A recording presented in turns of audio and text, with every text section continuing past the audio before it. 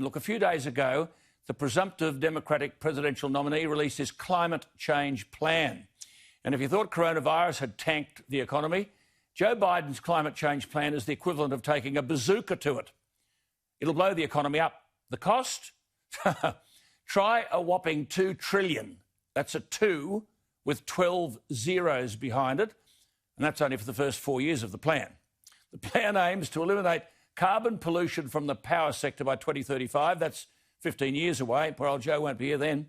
The target was put together by Biden's joint task force, which was spearheaded by Senator Bernie Sanders in a bid to win over the far-left voters, the same far-left voters who won't be paying for this socialist nonsense.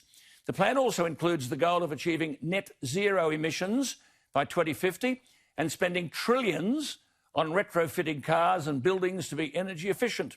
When announcing the plan, Joe Biden said, quote, "Science tells us we've got 9 years before the damage is irreversible." Well, Biden's plan will also create, quote, "civilian conservation corps to protect lands to solve the climate crisis." This is alarmist, fear-mongering rubbish. 9 years, the climate crisis. I think the public are sick to death of this global warming rhetoric.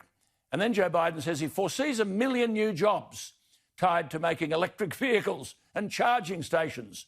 And such a plan, of course, he doesn't tell us, will dislocate millions of jobs and cause job losses for workers currently employed in every stage of the energy production process, from extracting resources to delivering electricity to consumers. Such jobs are prominent in the key election states of Pennsylvania and Ohio. One analysis from the global consultancy group Wood Mackenzie found that the transition to a 100% renewable American power grid would require up to $4.5 trillion US. One thing's for sure, if Joe Biden's elected, American industry may as well pack up shop, take down the signs and start writing their obituaries. Well, Miranda joins me. Miranda, good evening to you. A 110-page climate change plan co-authored by Bernie Sanders. It's incredible, isn't it? It really reminds me so much of, if you remember, the Labor Party platform unveiled by Bill Shorten before the 2019 election that he so disastrously lost. And in fact, in the post-mortem afterwards, Labor grandees said that the reason, or one of the main reasons why they lost that election, was because of that very unwieldy and kind of radical platform. And this is exactly what Joe Biden has done. And I've written that it's really a suicide note, electorally speaking anyway. So you do believe this is a political death warrant? Absolutely. It is so radical. It's the climate policy you've just touched on then. I mean, $2 trillion, they haven't costed it. I mean, it could be $100 trillion for all that the paper is worth that it's written on. It completely decimates the fracking industry. And, Joe Biden speaks out both sides of his mouth. On the one hand, he says, oh, no, we're not ending fracking. And on the other hand, yes, they're hobbling it. On the one hand, he says we're not destroying charter schools. And on the other hand, they're hobbling them with so many regulations they are. On the one hand, he's saying he's not about defunding police, and on the other hand, he's about partially defunding the police, rerouting some of the money. It's a joke. I love that business about he talks out both sides of his mouth. Miranda, what's this business about eliminating cash bail for criminals? Well, this is the disaster that has caused New York so many problems and has caused the crime rate to spiral.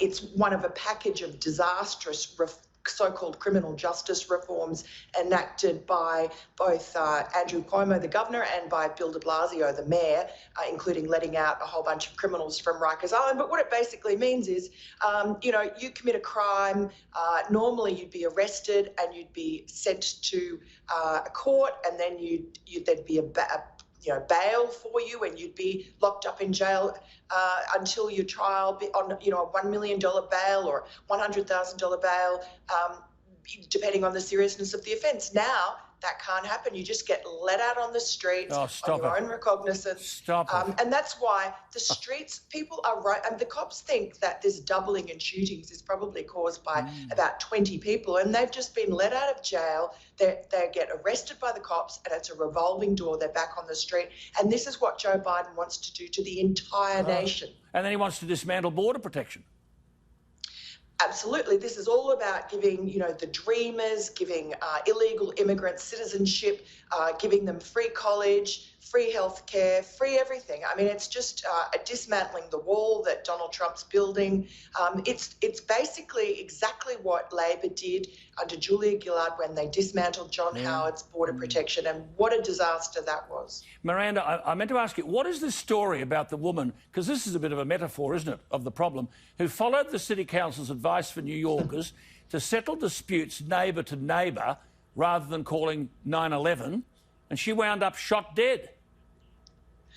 Well, this is this whole ridiculous idea that they're going to, Democrat cities are going to abolish police, defund police, and in their place they're going to have flying squads of social workers or, violence interrupters or people in the community doing their own kind of negotiations with thugs.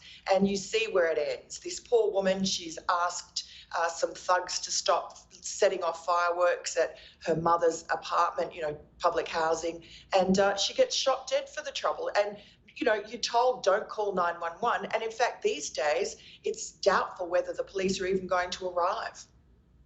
And what about Trump Tower and Mayor de Blasio? I mean, he's come off second best, has he? Well, there he did this big stunt, which was just trolling the president, and that was to paint in enormous letters on Fifth Avenue outside Trump Tower, Black Lives Matter in yellow. And it's just become a scene of people counter-protesting and expressing their opinion of Bill de Blasio, who has to be the most unpopular mayor in history. And we've had several people throw buckets of blue paint, buckets of black paint, spray paint. The ridiculous thing is that with all the crime that's going on all over the city, doubling in homicides, we have the NYPD tasked by the mayor to go and stand guard over his stupid vandalism on Fifth Avenue to arrest people for vandalising the graffiti.